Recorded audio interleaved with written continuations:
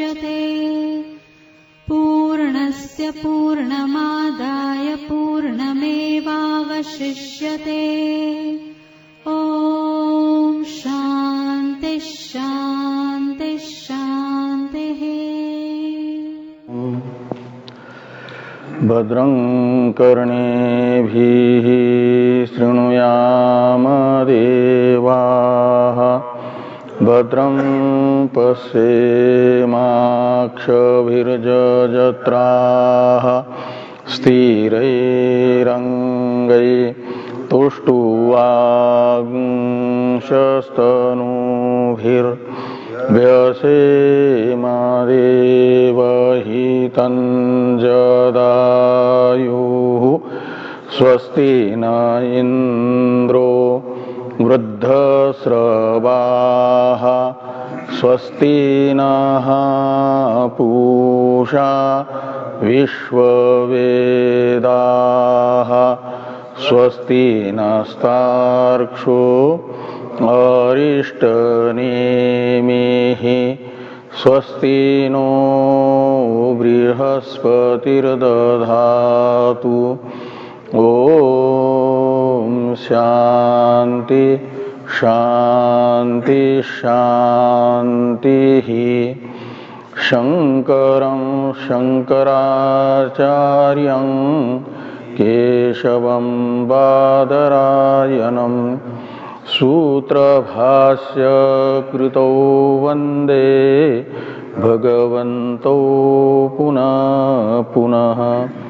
ईश्वरो गुरुरात्मेति मूर्तिभेदविभागिने व्योमवद्व्याप्तदेहाय दक्षिणामूर्तये नमः।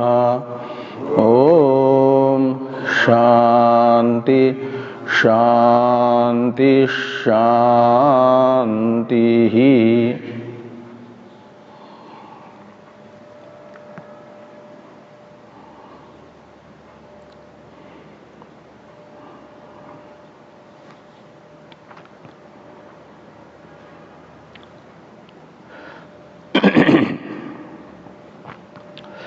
अथर्ववेदीय ब्राह्मण भाग की प्रश्नोपनिषद के चतुर्थ प्रकरण के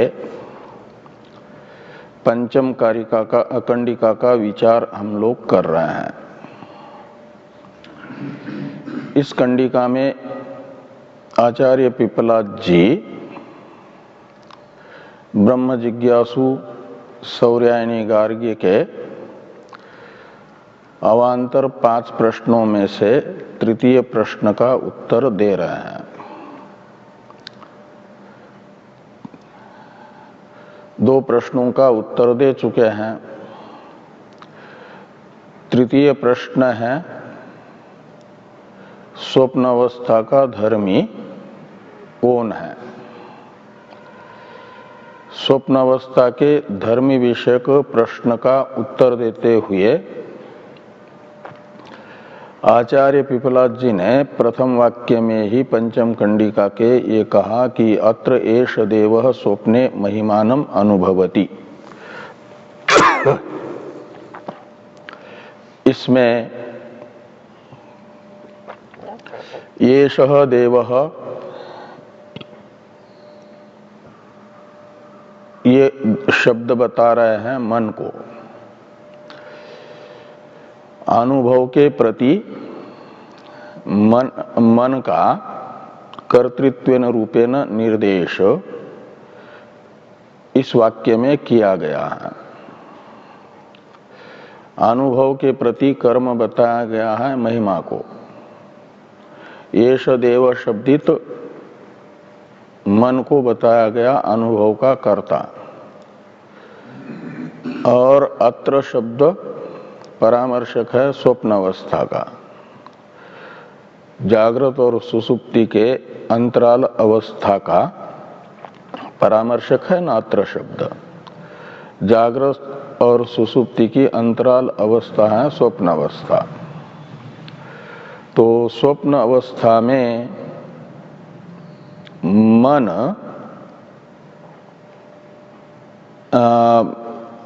होता है महिमा का अनुभव करता। स्वप्न अवस्था में मन को महिमा का अनुभव होता है। वो महिमा पदार्थ स्पष्ट करते हुए यद दृष्टम अनुपश्यति इत्यादि अवशिष्ट वाक्य है। इससे महिमा अनुभव का स्पष्टीकरण है। तो इस पर आशंका हुई कि महिमा अनुभव का कर्ता तो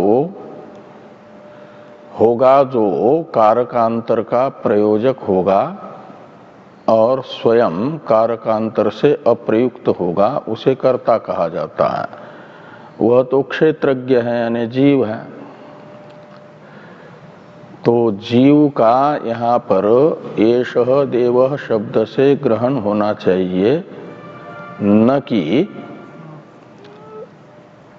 उस अनुभव महिमा अनुभव के प्रति क्षेत्रज्ञ जीव को ठीक से अनुभव हो सके, इसके लिए करण रूप स्थानीय जो मन है, उस मन का तो करणत्वेन रूपेण निर्देश होना चाहिए महिमा अनुभव के प्रति, न कि कर्तृत्वेन रूपेण। इस प्रकार की शंका का उत्थापन करके भगवान भाष्यकार ने समाधान किया।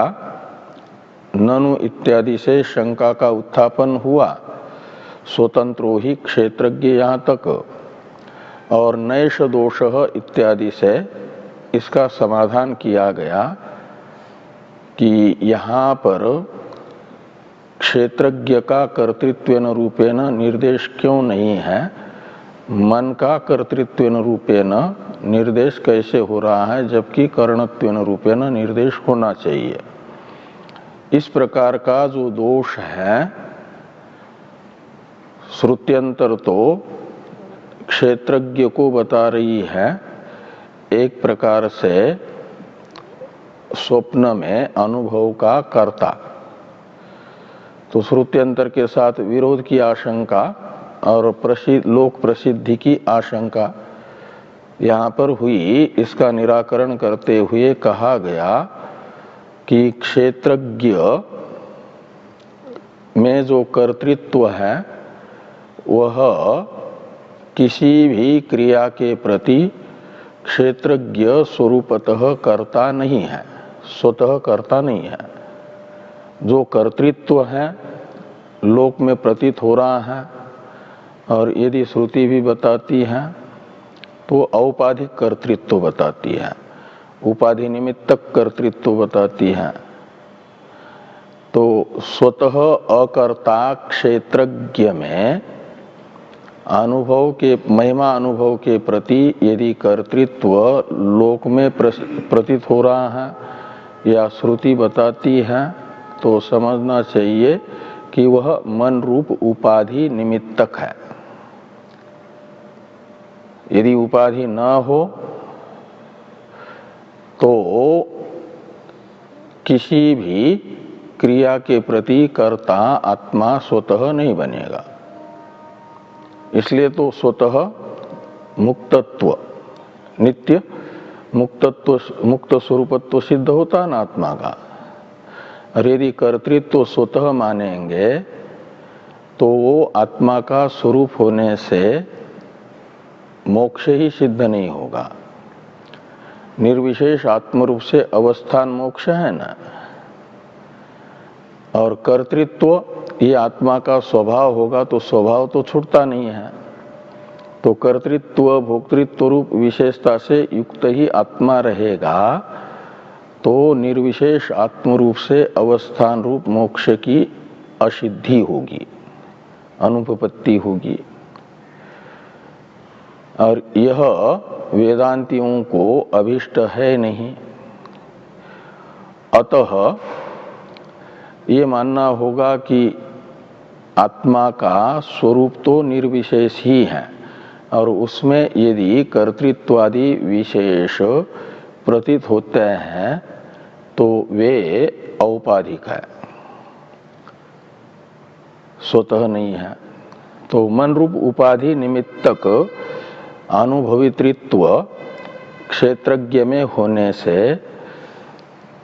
वहां पर जिस उपाधि निमित्तक कर्तृत्व क्षेत्रज्ञ में है उस उपाधि को ही अनुभव के कर्ता के रूप में बताया गया है, इसलिए कोई दोष नहीं है। और इसे श्रुति कहती भी है, सधी स्वप्नो भूत्वा ध्यायति व लेलायति व इत्यादि श्रुति ने यही बात बताई है।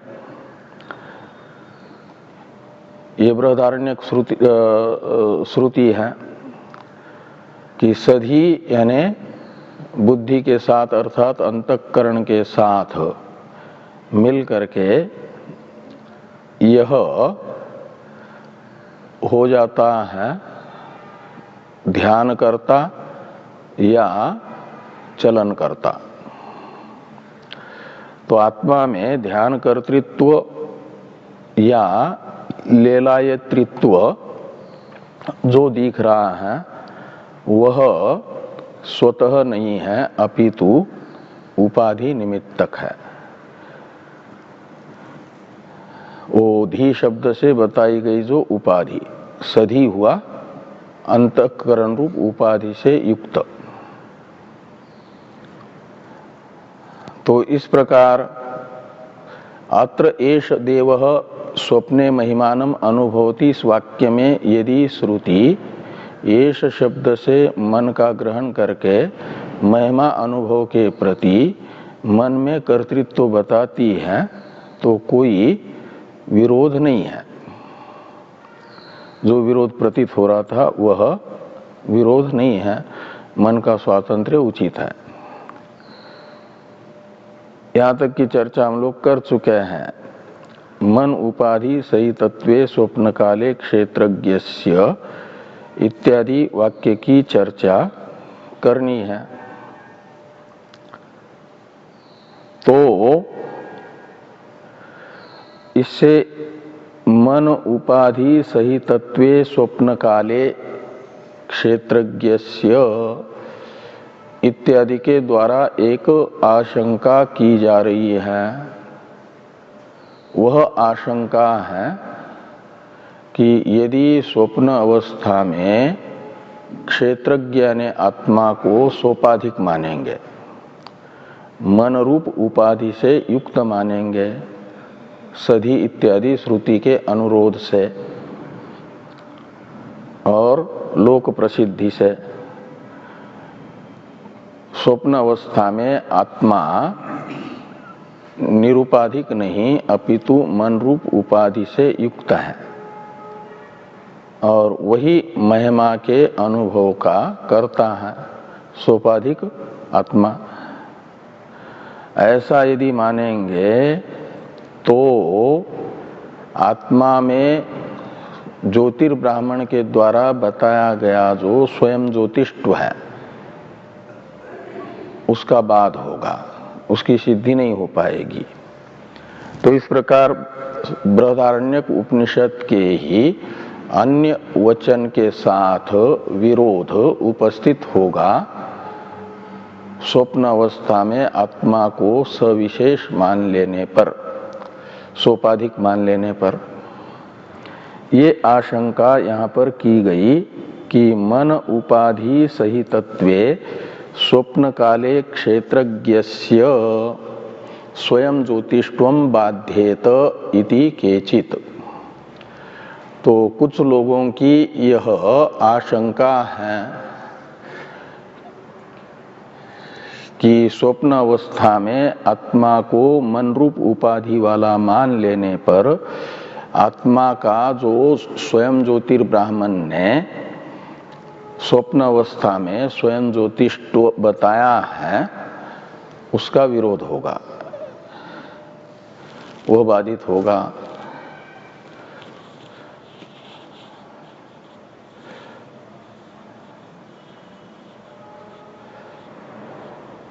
तो स्वयं ज्योतिष्व बोधक जो श्रुति है उसका बाध होगा।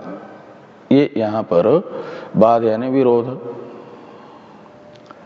इस प्रकार की आशंका का निराकरण तन्न इत्यादि से की जा रही है दो विकल्प करके। दो विकल्प ये हैं कि आप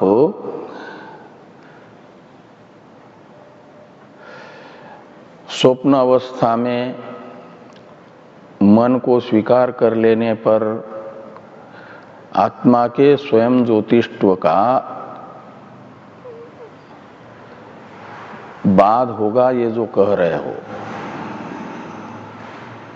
क्या आत्मा में स्वयं ज्योतिष्व बोधन रूप कार्य है प्रमाण का? बोधन तो हुई प्रमा, आत्मा यानी स्वयं ज्योति ब्राह्मण ये है प्रमाण बृहदारण्यक उपनिषद का, और स्वयं ज्योतिष्व आत्मा में बताना ये है कार्य, यानी प्रमाण का कार्य है प्रमा, स्वयं ज्योतिष्व का बोध। और वह संभव नहीं हो पाएगा यदि मन को स्वीकार करेंगे तो। ऐसा मानना चाहते हो? ये एक विकल्प है। अथवा दूसरा ये है कि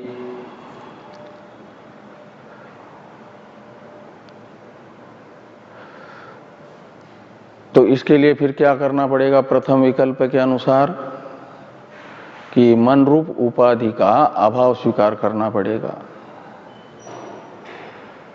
नहीं तो मन रूप उपाधि का अभाव स्वीकार नहीं करेंगे तो तद्बोधन रूप कार्य नहीं हो पाएगा।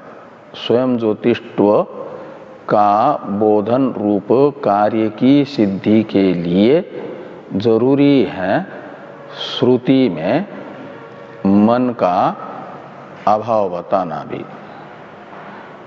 स्वयं ज्योतिष्व बोधक श्रुति अपने स्वयं ज्योतिष्व विषयक प्रमारूप कार्य की अन्यथा अनुपपत्ति को देखते हुए स्वप्न अवस्था में मन रूप उपाधि का अभाव भी बताना चाहती है।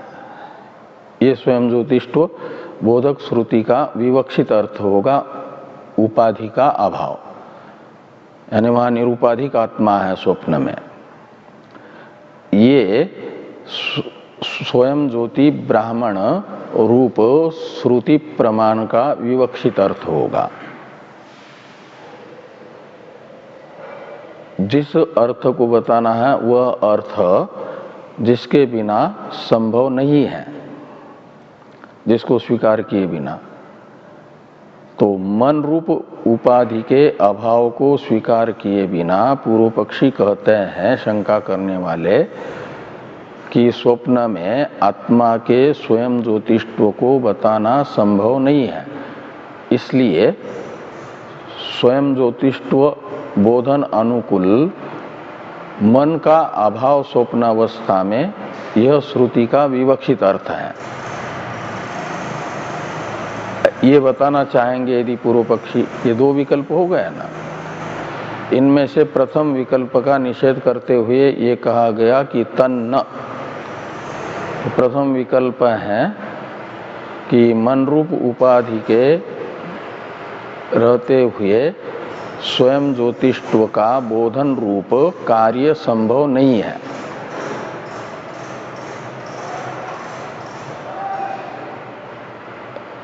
उसका बाद होगा, स्वयं ज्योतिष्व बोधन का बाद होगा।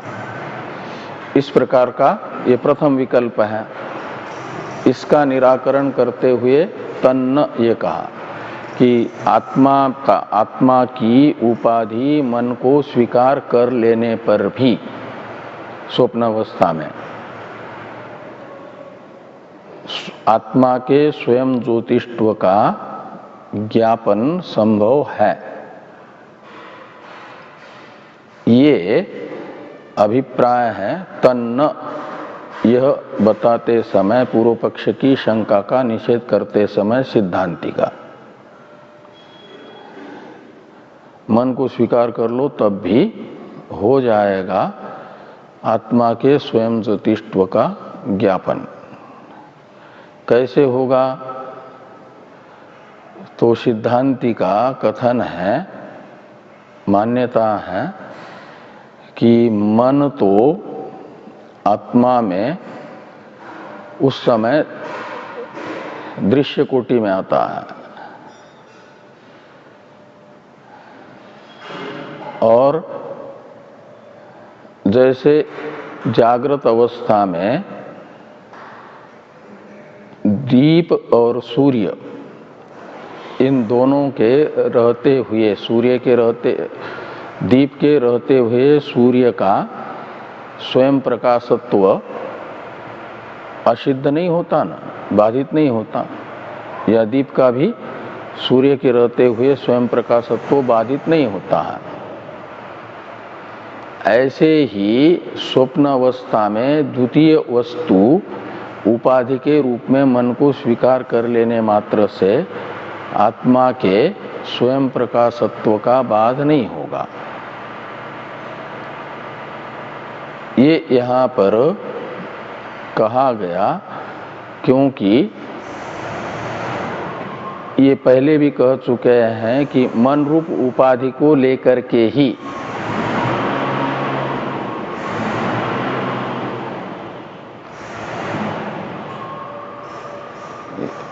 मन रूप उपाधि को लेकर के ही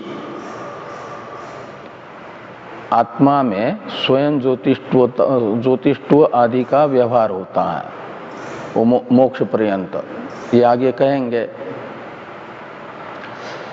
तो मन दृश्य हो जाएगा और उसका दर्शक साक्षी हो जाएगा। और दृश्य दो प्रकार का, एक मन जागृत स्वप्न अवस्था में, इसको यही समय मिला है, तो जागृत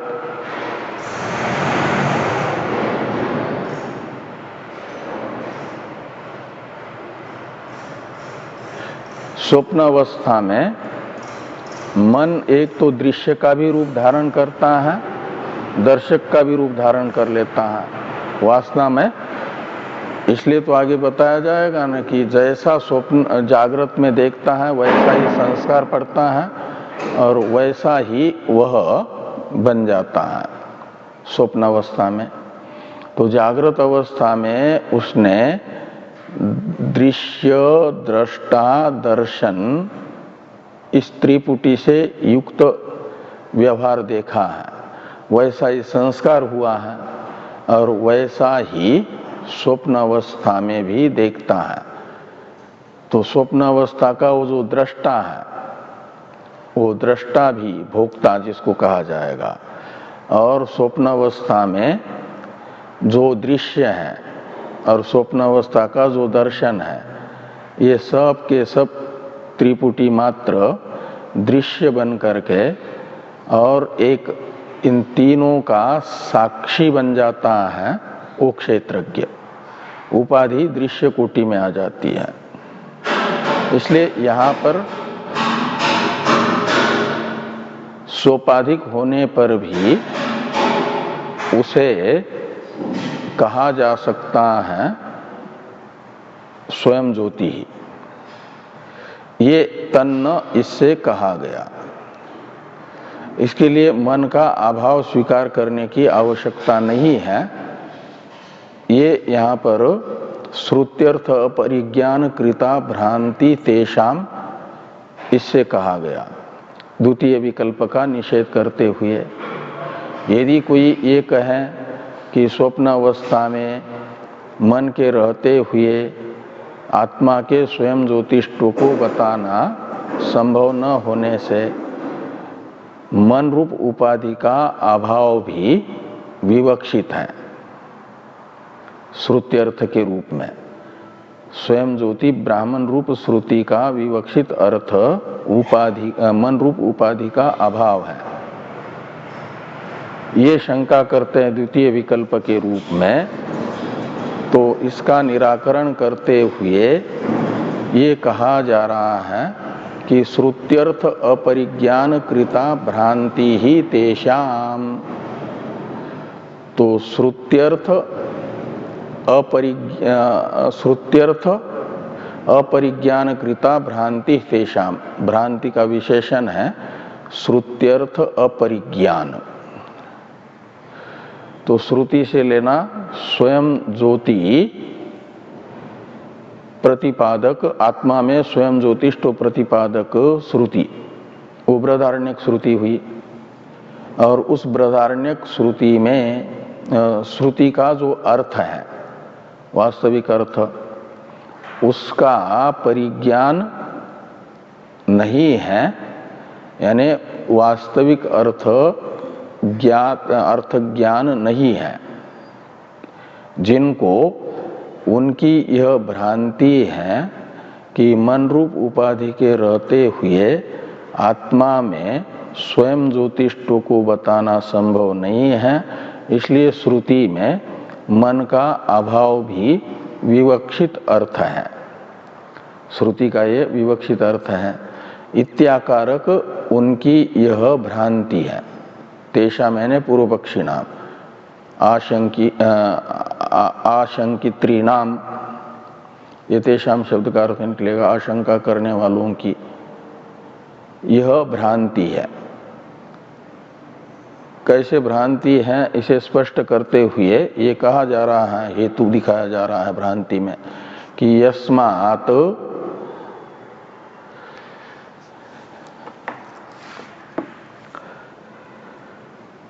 स्वयं ज्योतिष्वादी व्यवहारोपी आमोक्षांत सर्वो अविद्या विषय एव मन आदि उपाधि जनित।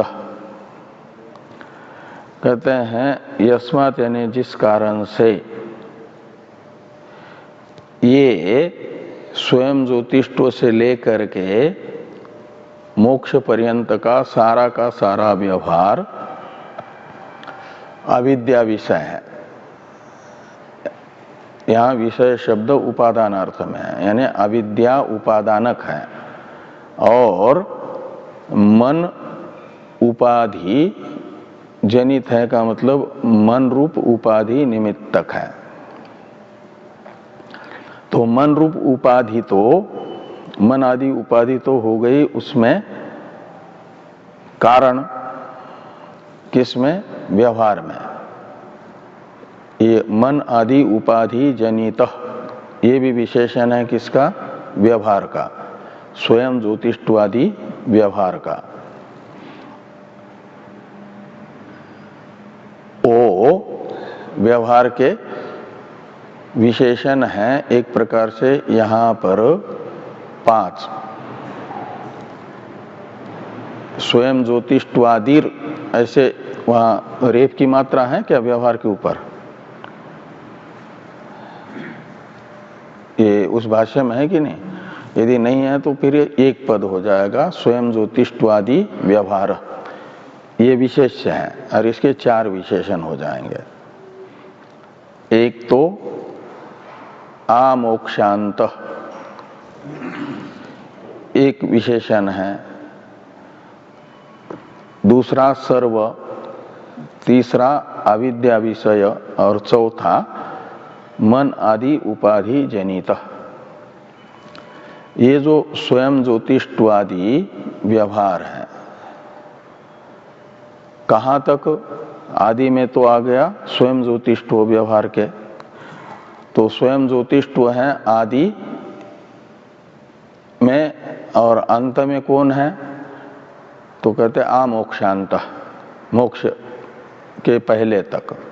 आंग उपसर्ग है मर्यादार्थ में। मोक्ष स्थिति में तो अद्वैत है ना, अद्वैत में कोई व्यवहार नहीं होता है। व्यवहार के लिए जरूरत है द्वैत की, बिना द्वैत के व्यवहार नहीं होता है। इसलिए बृहदारण्यक श्रुति यदि आत्मा में स्वयं ज्योतिष्व बोधन रूप व्यवहार कर रही है तो ये स्वयं ज्योतिष्व बोधन ये भी व्यवहार बिना द्वैत के नहीं होगा। और वेदांत शास्त्र में द्वैत मात्र अविद्या उपादानक है। अविद्या ये उपादान कारण है, परिणामी उपादान कारण द्वैत का, अविद्या का परिणाम है द्वैत। और मन आदि उपाधियां हैं उसमें निमित्त कारण, इसलिए बताया गया मन आदि उपाधि जनित।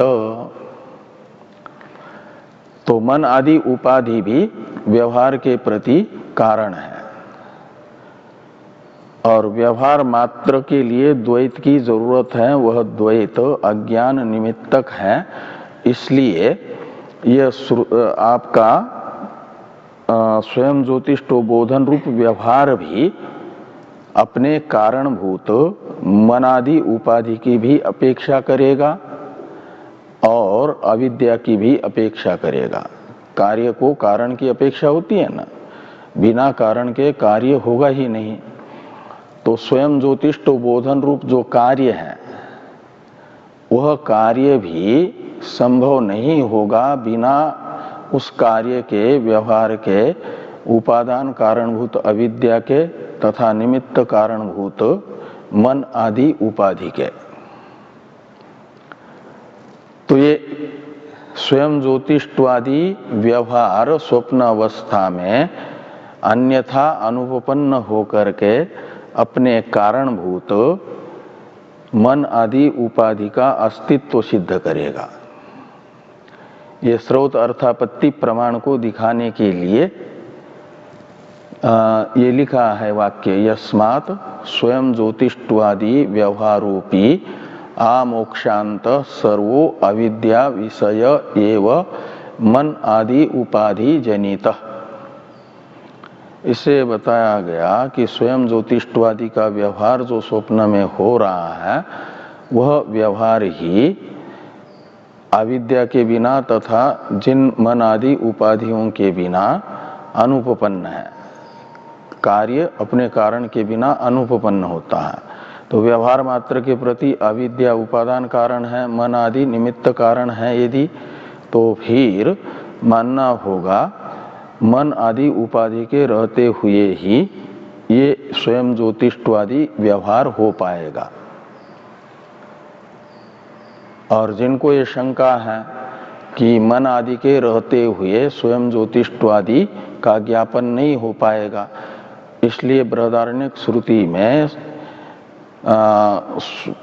स्वयं ज्योतिष्टोबोधक श्रुति में मान लिया जाए मन आदि उपाधि का अभाव भी विवक्षित अर्थ। ये जो शंका थी ना, ये शंका इस स्रोत अर्थापत्ति प्रमाण से निवृत्त हो जाएगी। इस प्रमाण के साथ उस आशंका का विरोध होगा, इसलिए वो आशंका नहीं कर सकते। ये यहाँ पर कहा गया कि श्रुत्यर्थ परिज्ञान कृता भ्रांति तेषाम, ये प्रतिज्ञा वाक्य है। और क्यों भ्रांति है तो कहते हैं ये अन्यथा अनुपपत्ति रूप स्रोत अर्थापत्ति प्रमाण है। ये बता रहा है कि वो भ्रांति है, क्योंकि उपाधि के बिना स्वयं ज्योतिष्ट व्यवहार ही नहीं होता।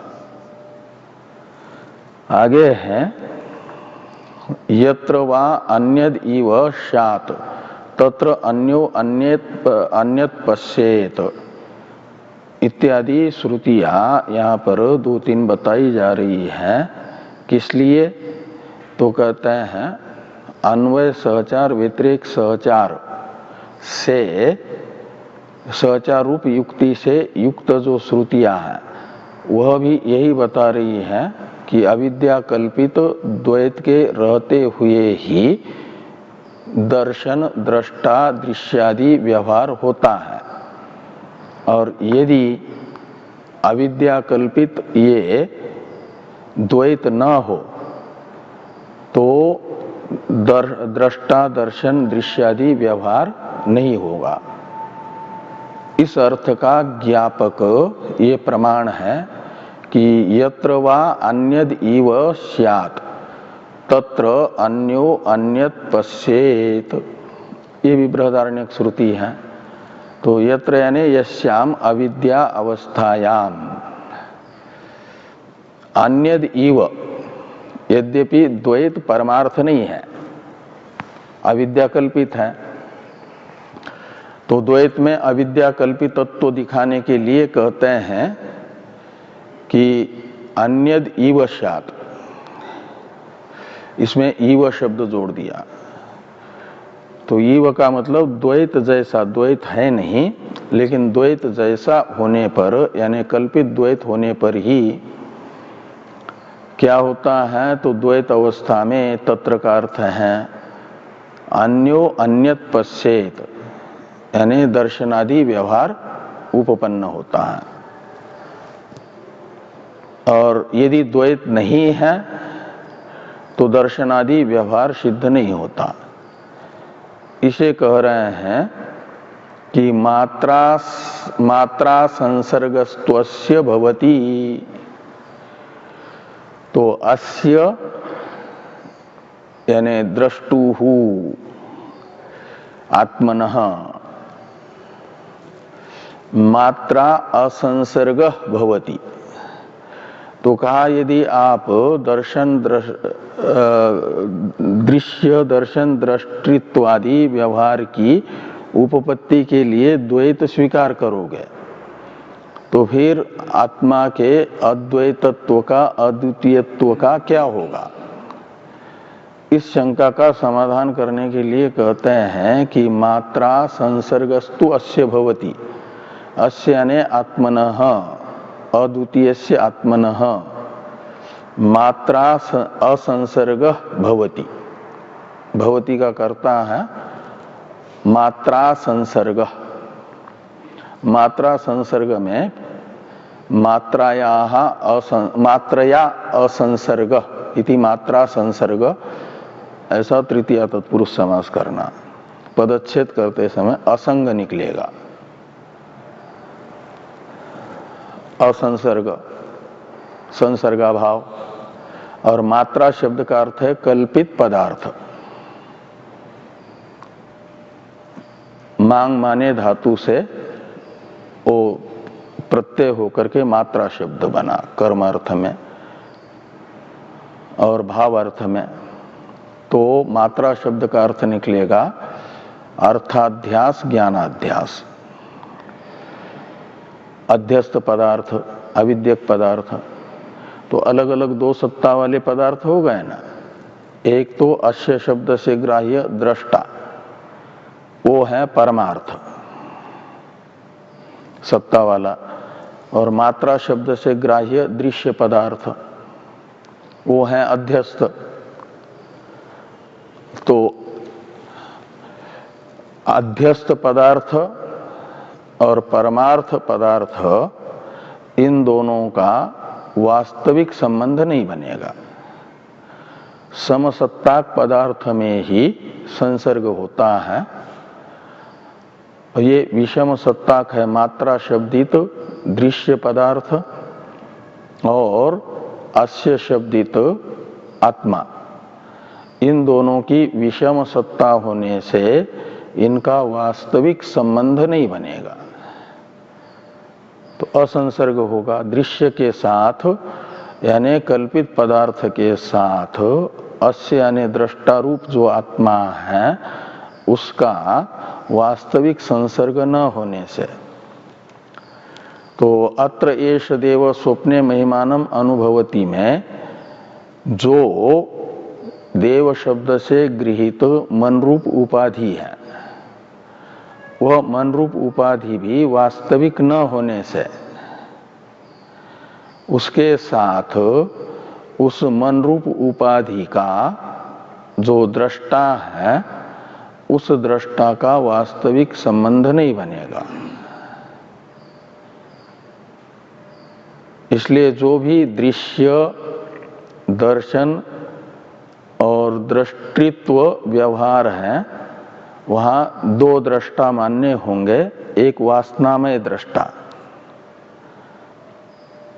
और वासनामय दृश्य और वासनामय ही दर्शन स्वप्न में। ये त्रिपुटी हो गई वासना में मात्रा शब्द का अर्थ, और उस त्रिपुटी का प्रकाशक एक आत्मा है, वो है साक्षी, स्वप्न का दृष्टा, वो परमार्थ है। और उस साक्षी के साथ उपाधि का असंसर्ग ही है, संसर्ग नहीं है, इसलिए वो स्वयं ज्योति ही है। और जो उपाधि स्वीकार की गई है मन, वो तो स्वप्न जगत के रूप में, दृश्य के रूप में है, और बिना दृश्य के स्वयं ज्योतिष्व का ज्ञापन भी नहीं होगा। वो तो स्वयं ज्योतिष्व ज्ञापन उपयोगी हो गया, मन रूप उपाधि का स्वप्न में अंगीकार करना। अभाव बताएंगे तो वो ज्ञापन भी नहीं हो पाएगा। इस अभिप्राय से यहाँ पर लिखा कि यत्र वा अन्यद इव स्यात् तत्र अन्यो अन्यत् पश्येत् मात्रा असंसर्गस्त्वस्य भवति। और आगे है यत्र तु अस्य सर्वम आत्मैव अभूत् तत् केन कम पश्येत्। जब द्वैत नहीं है तो व्यवहार भी नहीं है, दृष्टित्वादि। इसे कहा जा रहा है कि यत्र याने यस्याम ज्ञान अवस्थायाम, ज्ञान अवस्था है अद्वैत अवस्था, तो अस्य सर्वम आत्मैव अभूत, तो ज्ञानी के लिए तो सर्वम आत्मैव अभूत यानी अपना स्वरूप ही स्वरूप है, सबका बाद हो गया। और परमार्थ दृष्टिया ज्ञानी देख रहा है अपने स्वरूप को ही, अद्वैत आत्मा को ही देख रहा है, का मतलब अद्वैत आत्मा ही स्फुरित हो रहा है। वहां देखना और दृश्य ऐसा व्यवहार नहीं है, अद्वैत आत्मा ही मय के रूप में स्फुरित हो रहा है ज्ञान अवस्था में, द्वैत का स्फुरन ही नहीं है। तो वहां पर फिर तत् यानी तस्याम अवस्थायाम केन कम पश्येत, तो केन और कम, केन ये तृतीयांत पद दर्शन के करण का आक्षेपक है। तो केन करणेन का पश्येत का मतलब कोई करण वहां है ही नहीं, और कम पश्येत ये दर्शन क्रिया के कर्म का आक्षेपक है। तो न तो दर्शन क्रिया का करण है, न तो दर्शन क्रिया का कर्म कारक है दृश्य। और पश्चेत के कर्ता के रूप में प्रथमांत कह शब्द का अध्यार करना, तो कह पश्यत और कह ये आक्षेपक होगा दृष्टा का। तो वहां फिर दृष्टा भी नहीं है, दृश्य सापेक्ष दृष्टा होता है ना, तो दृश्य, दर्शन और दृष्टा तीनों भी नहीं है तो शून्य है क्या? शून्य भी नहीं है। वहां पर फिर स्वयं प्रकाश आत्मा ही आत्मा है, ये है। तो बिना द्वैत के आत्मा के स्वयं प्रकाशत्व को बताना भी संभव नहीं होगा। इसलिए स्वप्न अवस्था में मन आदि उपाधि का अंगीकार करने पर भी आत्मा के स्वयं प्रकाशत्व का बाध नहीं होगा, प्रतिपादन में कोई बाधा नहीं आएगी, ये यहां पर कहा गया। तो इत्यादि श्रुतिभ्य अतो मंद ब्रह्मविदाम एव इयम आशंका न तो एकात्मविदाम। इसलिए जो मंद ब्रह्मविद है,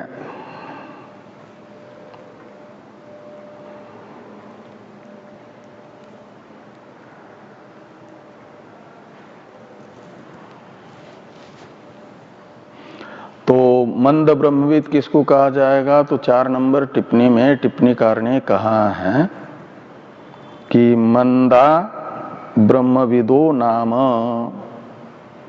यानी मंद ब्रह्मविद उन्हें कहा जाता है जो ब्रह्म विषयक श्रद्धा से युक्त है, किंतु ब्रह्म के वास्तविक स्वरूप को नहीं जानते हैं, ब्रह्म के अस्तित्व को तो स्वीकार करते हैं लेकिन ब्रह्म का वास्तविक स्वरूप नहीं जानते हैं, उन्हें कहा जाएगा मंद ब्रह्मविद। और उन मंद ब्रह्मविदों की ही ये आशंका है। कौन सी? कि स्वप्न अवस्था में आत्मा के स्वयं ज्योतिष्व का बोधन मन रूप उपाधि के स्वीकार करने पर संभव नहीं है, इसलिए श्रुति में मन रूप उपाधि का अभाव भी विवक्षित अर्थ है। स्वयं ज्योतिष्व बोधक श्रुति का विवक्षित अर्थ मन का अभाव है। ये जो आशंका है, इस आशंका को भाष्य में इयम आशंका शब्द से लेना। ये आशंका मंद ब्रह्मविदों की है, यानी जो ब्रह्म के वास्तविक स्वरूप को नहीं जानते हैं लेकिन वास्तविक स्वरूप का अस्तित्व स्वीकार करते हैं। न तो एकात्मविदाम, जो एकात्मविद है का मतलब अद्वितीय आत्मस्वरूप का जिन्हें वास्तविक निर्धारण है, मैं के रूप में निश्चय है, वे हो गए एकात्म ब्रह्मविद। उनकी यह शंका नहीं हो सकती। अब ननु एवं सति अत्रायम पुरुषः इत्यादि भाष्यवाक्य है, इसे देखिए कि ननु एवं सति अत्रायम पुरुष स्वयं ज्योति इति विशेषणम अनर्थकम भवति, अत्र भवति, यहाँ तक शंका है। अत्र उच्यते इत्यादि से समाधान है। तो ये कहते हैं यदि द्वैत के रहते हुए भी आत्मा का स्वयं ज्योतिष्व बताना संभव है, ये अभी सिद्धांतियों ने बताया ना, मंद ब्रह्मविदों की आशंका का निराकरण करते हुए। तो मंद ब्रह्मविदों की ही दूसरी शंका है, अत्र एष देव स्वप्ने महिमानम अनुभवति, इस वाक्यस्थ अत्र इस पद को लेकर के ये शंका है कि मन रूप उपाधि के रहते हुए भी आप कह रहे हो आत्मा के स्वयं ज्योतिष्व का ज्ञापन हो सकता है, तो फिर स्वप्न अवस्था में जाने की जरूरत ही क्या है? मन के तरह जो अन्य उपाधियां हैं जागृत अवस्था में, बाह्य इंद्रिय आदि, इनके रहते हुए भी जागृत अवस्था में ही आत्मा के स्वयं ज्योतिष्व का प्रतिपादन करते हैं। क्यों? याज्ञवल्क्य जी ने जनक को आत्मा के स्वयं ज्योतिष्व को बताने के लिए स्वप्न अवस्था का परामर्शक अत्र यह शब्द प्रयोग किया। ये शंका है, इसका उत्तर आ रहा है इस शंका वाक्य पर भी और इसके प्रतिवचन पर भी विचार हम लोग कल करते हैं। ओम भद्रं कर्णेभिः शृणुयाम देवाः, भद्रं पश्येमाक्षभिर्यजत्राः, स्थिरैरङ्गैस्तुष्टुवांशस्तनूभिर्व्यसेम देवहितं जदायुः, स्वस्ति न इन्द्रो वृद्धस्रवाः स्वस्ति नः पूषा विश्ववेदाः स्वस्ति नस्तार्क्ष्यो अरिष्टनेमिः स्वस्ति नो बृहस्पतिर्दधातु ॐ शान्ति शान्ति शान्तिः। शङ्करं शङ्कराचार्यं केशवं बादरायणं सूत्रभाष्य कृतो वन्दे भगवन्तौ पुनः पुनः। ईश्वरो गुरुरात्मेति मूर्तिभेदविभागिने व्योमवद्व्याप्तदेहाय दक्षिणामूर्तये नमः। ॐ शान्ति शान्ति शान्तिः।